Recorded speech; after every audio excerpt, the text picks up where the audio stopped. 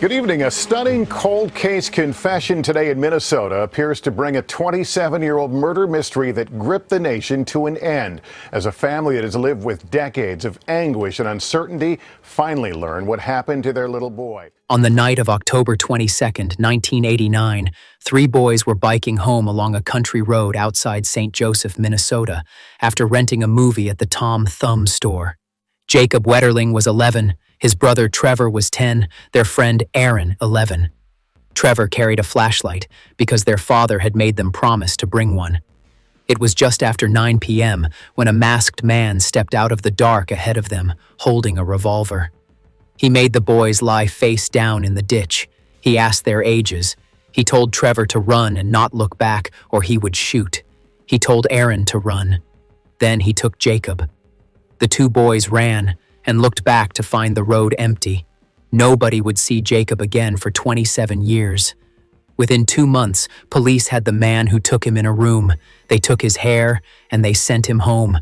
This is how they finally caught the predator. Jacob Irwin Wetterling was 11 years old, a 6th grader from St. Joseph, a small town in Stearns County, Minnesota, about 70 miles northwest of Minneapolis. He lived with his parents, Jerry and Patty, his brother Trevor, and his sisters.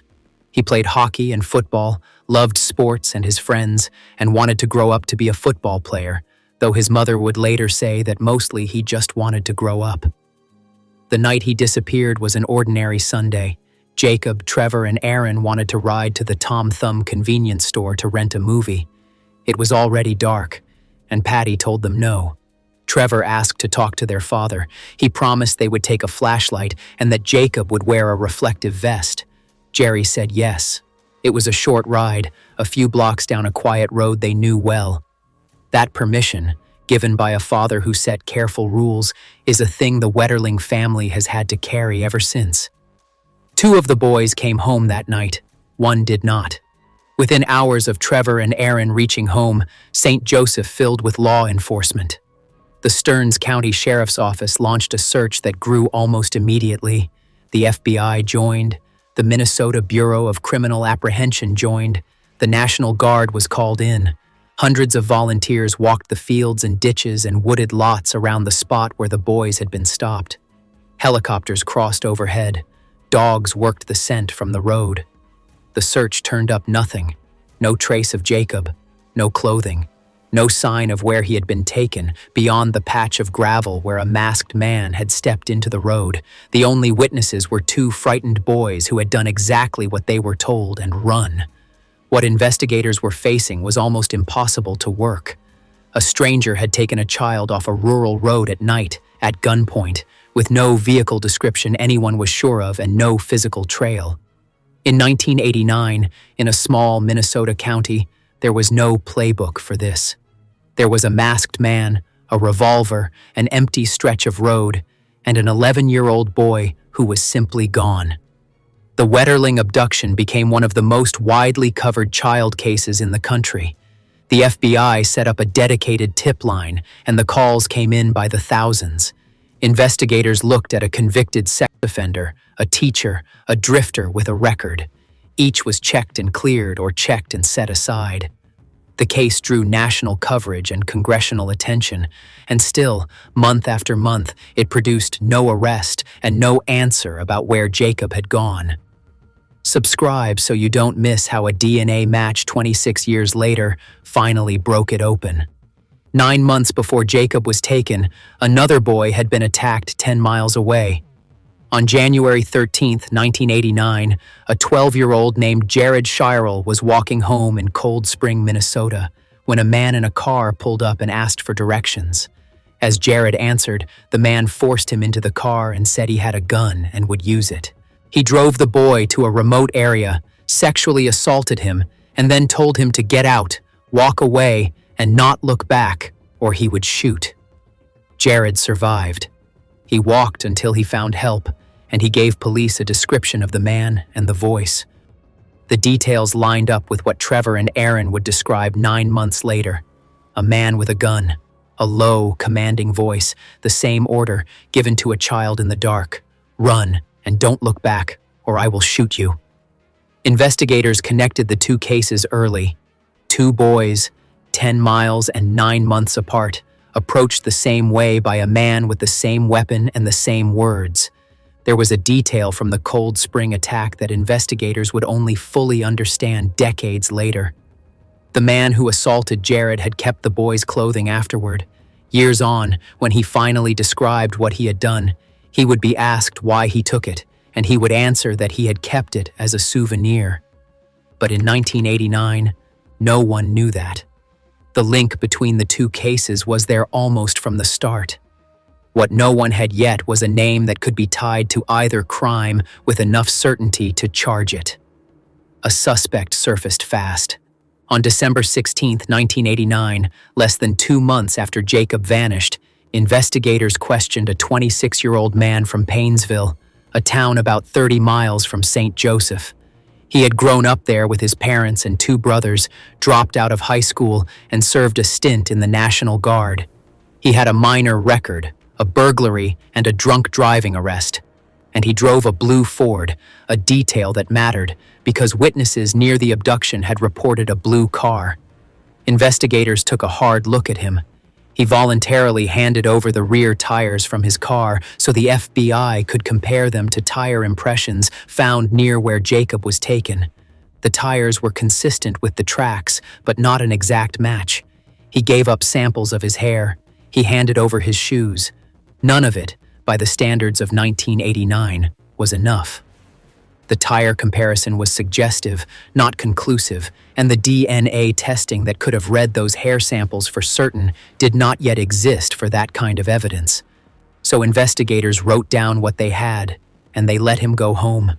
By his own account years later, he had killed Jacob Wetterling the same night he took him, and he walked out of that questioning and went back to his life. Everything the case was finally built on nearly 3 decades later was already in investigators' hands in 1989. The hair, the tires, the name. It took another 26 years and a technology that did not yet exist to make any of it mean something. There was something else in that part of Minnesota that no one had pulled together yet. In the years before Jacob was taken, a string of attacks on boys had been happening in Paynesville, the same town the 1989 suspect called home. Starting around 1986, a man had grabbed, groped, and threatened a series of adolescent boys, most of them out after dark. Some of them told they would be killed if they reported it. By the count investigators would later assemble, there were 8 assaults on 7 boys, and nearly all of them happened within about a mile of where that suspect lived. The attacks were not secret. They had been reported to the Paynesville police at the time. The town's newspaper had run warnings to parents, telling families to watch their sons. But Paynesville had its own small police department, separate from the Stearns County Sheriff's Office that was running the Wetterling case, and separate again from the Cold Spring Police who held the Shirel file. 3 sets of crimes, 3 jurisdictions, 3 stacks of paper in 3 different buildings. Nobody laid them side by side. A man who fit the pattern had been living at the center of it the whole time. He had already come to the attention of investigators on the other cases. But the Paynesville attack sat in one department's files, the Cold Spring assault in another's, and the Wetterling abduction in a third. And no one had yet laid the man and the pattern and the abduction down on the same table. What was obvious in hindsight was invisible in the moment, spread across too many desks in too many towns. As the years passed with no arrest, the investigation's focus settled, hard, on a different man entirely. His name was Dan Rassier, and he lived with his parents on a farm near the abduction site, close to where Jacob was taken. Rassier was a schoolteacher who had been home that night. Over time, investigators came to see him as their prime person of interest. They believed he might have been the man on the road that night. In 2010, more than 2 decades after the abduction, authorities dug up the Rassier family farm looking for Jacob's body. They found nothing, because Jacob was not there. Rassier was never charged, but his name and his face had been tied to one of the most infamous crimes in Minnesota history, in public. For years, he had nothing to do with it. When the truth finally came out, it cleared Dan Rassier completely. But by then, he had spent years living under the suspicion of a crime he did not commit. while the man who did was living quietly in another town, unnamed and free. The same investigation that could not find the right man had spent years pointing at the wrong one. The Wetterling case never went cold the way most do, because it never left the public eye. Jacob's face was on posters stapled to telephone poles across central Minnesota, on the news, on age-progressed images that imagined him as a teenager and then as a young man he never got to become. Each new image was its own small heartbreak, a picture of a boy growing up on paper while his family had no idea if he was growing up at all. The tip line never stopped. Across more than 2.5 decades, investigators would log over 80,000 leads, and they ran down every one. None of them broke it. Subscribe so you don't miss the deal that finally brought Jacob home. Out of the worst thing that can happen to a family, Patty and Jerry Wetterling built something. Months after Jacob vanished, they started a foundation for child safety. Patty became one of the most recognized advocates for missing children in the country. She testified before Congress. In 1994, lawmakers passed the Jacob Wetterling Act, the first federal law requiring states to keep a registry of sex offenders.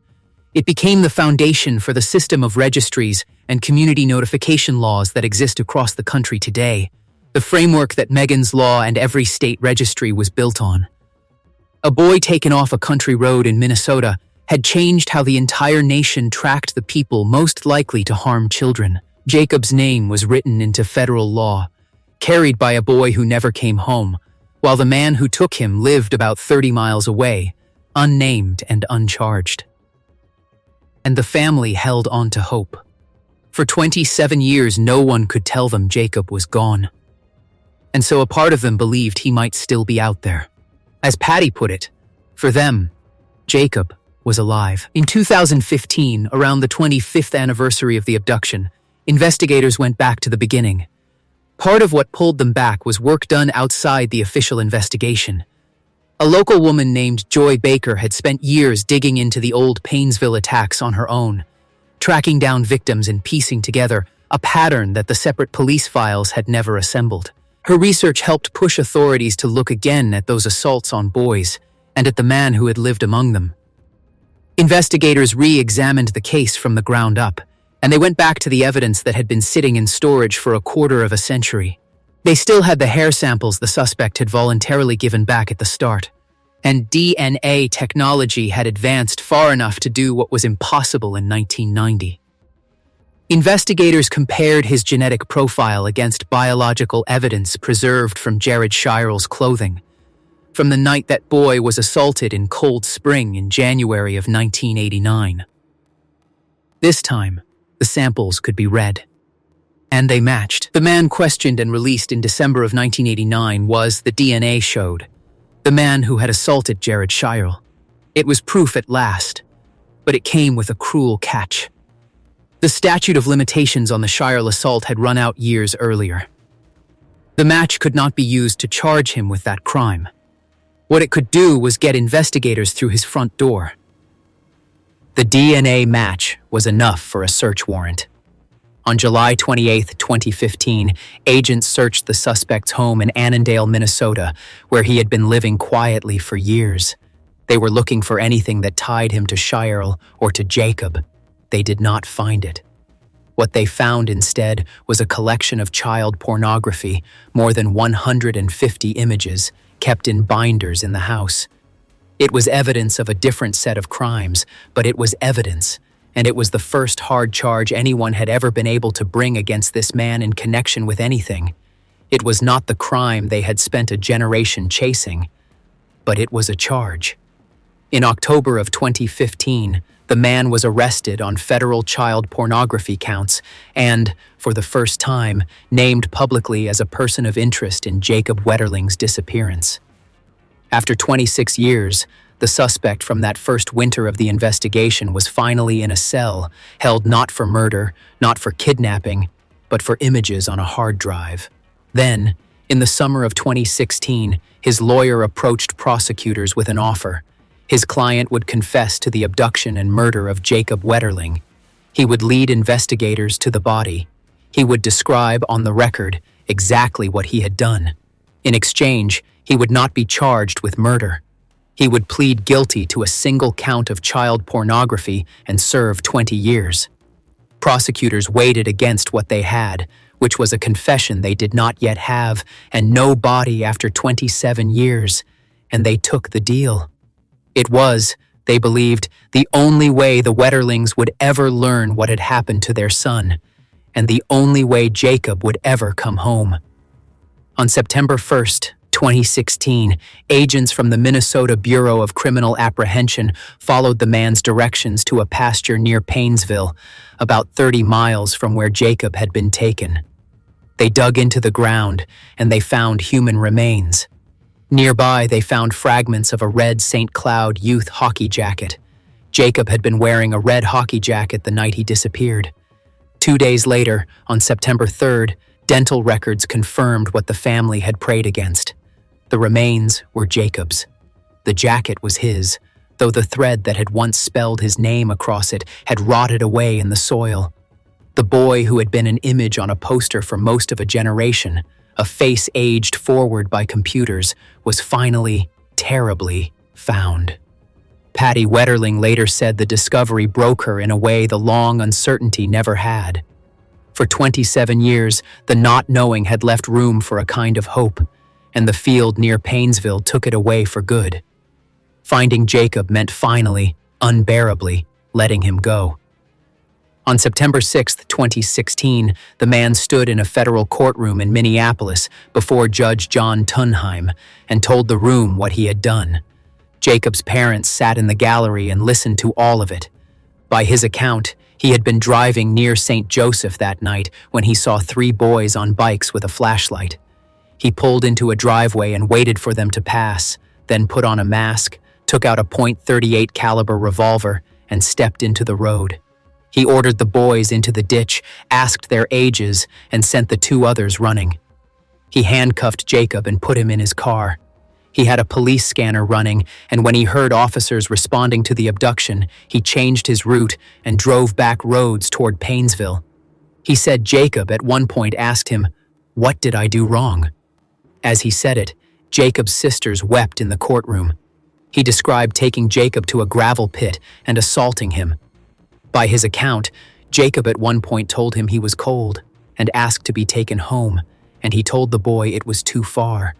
Then, he said, he panicked. He shot the boy in the head, and when Jacob did not fall, he shot him again. He buried him that night, using a bobcat he found at a nearby site because the shovel he brought was too small. A year later, in the fall of 1990, he went back. The grave had partly eroded and the red jacket was showing, so he dug up what was left of Jacob and reburied him across the road, in the pasture where investigators would find him 26 years later. He laid all of it out in a flat voice as part of a deal that meant he would never be tried for any of it. The man who did all of this had been a name in the file since December of 1989, Danny James Heinrich. Heinrich had been 26 that October night. He lived in Paynesville, a mile from where boys had been attacked for years. He had been questioned about Cold Spring and about St. Joseph within 2 months of Jacob's abduction. His tires had been checked. His hair had been taken. And then, because none of it was quite enough, he had been sent home, and he had stayed free for 27 years, long enough to see a federal law written in the name of the boy he killed. On November 21st, 2016, Judge Tunheim sentenced Danny Heinrich to 20 years in federal prison. It was the maximum the law allowed for a single count of child pornography, and it was all the plea deal permitted. He was not charged with murder. He was not charged with kidnapping. He was not charged with sexually assaulting Jacob, or with assaulting Jared Shirel, whose case the law could no longer touch. He was not charged in any of the Paynesville attacks. A man had confessed under oath to abducting an 11-year-old at gunpoint, assaulting him, shooting him twice, and burying him in a field, and his sentence was for the images in his house. The judge did not pretend otherwise. "We won't pretend this sentence is about child pornography," Tunheim told him, and said the crime was so brutal he did not believe society would ever let Heinrich go free.